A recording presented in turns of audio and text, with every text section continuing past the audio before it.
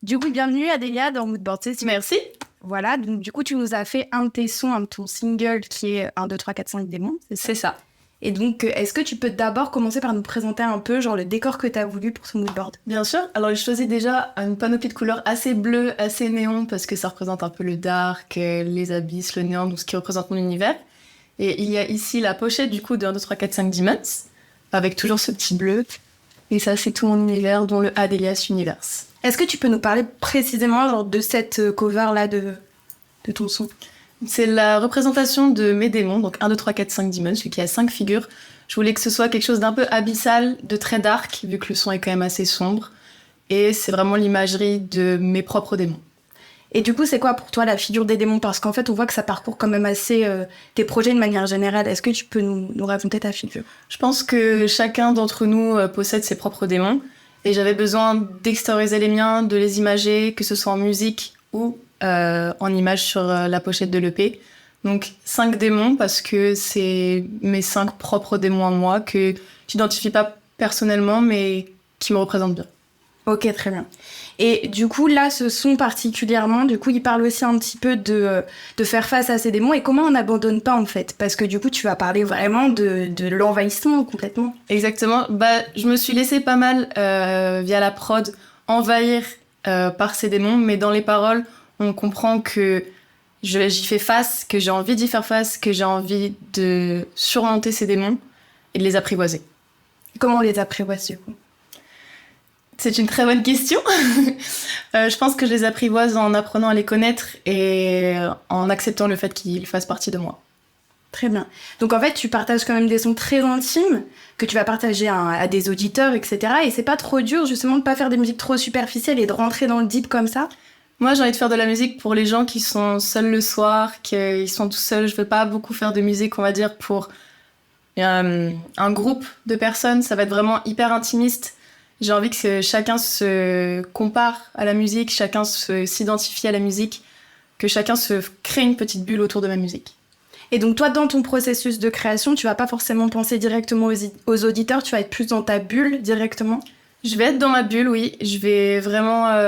ça va être moi. Je vais me mettre à nu pour l'auditeur, pour qu'il me comprenne du mieux qu'il peut. Et du coup, quand toi, t'es dans ce processus justement de création où tu fais ta prod, on remarque que finalement, il y a aussi beaucoup de moments sans parole. C'est quoi ton rapport à la prod de manière générale? Pour moi, la prod, c'est l'élément principal de la musique. J'ai baigné depuis toute petite dans la musique. J'ai d'ailleurs mis Lights Archive juste ici. Mes parents m'ont bien bercé avec. Et Sigur Rós, une figure que j'aime beaucoup également. Donc, c'est des musiques assez spirituelles où il n'y a pas beaucoup de paroles puisque la musique, c'est vraiment hyper important. Et je trouve que ça touche plus l'âme parce qu'on peut chacun s'imaginer un monde autour. Alors que les paroles, ça va plus s'orienter dans des sujets. Et je préfère que la musique prenne plus de place dans ce que je fais. Toi-même, t'es du coup musicienne en fait. Je suis pianiste depuis 10 ans et je fais de la prod depuis 2 ans. Et c'est vrai que dès que j'ai découvert la prod, je suis tombée tout de suite amoureuse de pouvoir mettre des violons alors que je suis que pianiste, ou même des chœurs parce que j'adore les voix.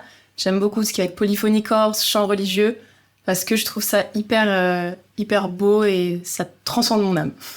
Et quand on t'écoute, en fait, on a l'impression qu'il y a un peu un truc de cinéma en fait. Donc il y a d'autres inspi peut-être aussi que t'aurais... Bien sûr, moi je suis passionnée par la musique de film, notamment Hans Zimmer, que j'ai vu en concert, qui me transcende énormément. Et la BO de ces films, je trouve ça vraiment incroyable et j'aimerais pouvoir en faire de même. Et si toi, tu pouvais genre en mode créer la BO d'un film, ce serait quel film? Interstellar. Parce que même si c'est mon film préféré déjà, même si je ne l'ai vu que 2 fois, parce que j'ai pas envie de le connaître par cœur, j'ai encore envie d'être surprise par le film. Et Interstellar, c'est vraiment le psyché, le spirituel, ça va au-delà de ce qu'on peut voir aujourd'hui. Donc j'aurais aimé faire la musique de ce film pour mettre moi ma propre interprétation de ce qu'est Interstellar. Donc aussi dans le rapport avec le temps et toi comment tu l'occupes avec la musique, donc c'est hyper intéressant. Bien sûr. Et donc t'as aussi t'as sélectionné une autre image qui est celle-là qui est juste derrière toi, c'est ça? Oui. Qu'est-ce que c'est cette image? Alors cette image pour moi représente bien le Adelias Universe, donc qui est tout mon monde musical. Et la petite anecdote, c'est que au confinement, j'ai beaucoup passé du temps sur le site de la NASA parce que j'ai failli me réorienter dans la NASA. Et en fait, on peut regarder les images de notre anniversaire. Et donc ça, c'est la constellation du 31 août, donc le jour où je suis née. Donc je trouve que ça représente très bien le Adelias Universe. Et si t'avais une planète pour représenter ton son que tu viens de nous faire là actuellement, genre une planète et avec, je sais pas, est-ce que elle est désertique, est-ce qu'elle est habitée, quels éléments ils sont présents dans cette planète, ce serait quoi? Ce serait une planète déjà bien sombre, noir, bleu, pas mal d'océans, plutôt un truc vraiment aérien, mais en même temps abysse, néant, comme la pochette d'un 3-4-5 Demons, où ce serait pas mal de bleu, et je pense qu'elle serait pas du tout habitée, ou alors seulement par mes démons que j'aurais imagé, des ombres, etc., des esprits, mais je pense que physiquement, il y aurait pas d'humain. Pas d'humain du tout. Pas d'humain du tout. Et toi, ça te fait pas peur, justement, quand tu vas dans quand t'es en train de créer ta prod, quand tu vas dans cet aspect assez deep, en fait, ça te fait pas peur ou c'est plutôt, pour toi, libérateur, finalement? C'est hyper libérateur parce que je trouve qu'on parle pas assez de nos propres démons, c'est un peu tabou. Et du coup, de pouvoir les extérioriser, de pouvoir en parler, de les mettre en musique, en images, je trouve que c'est la plus belle chose et c'est comme ça qu'on peut guérir également de certaines blessures.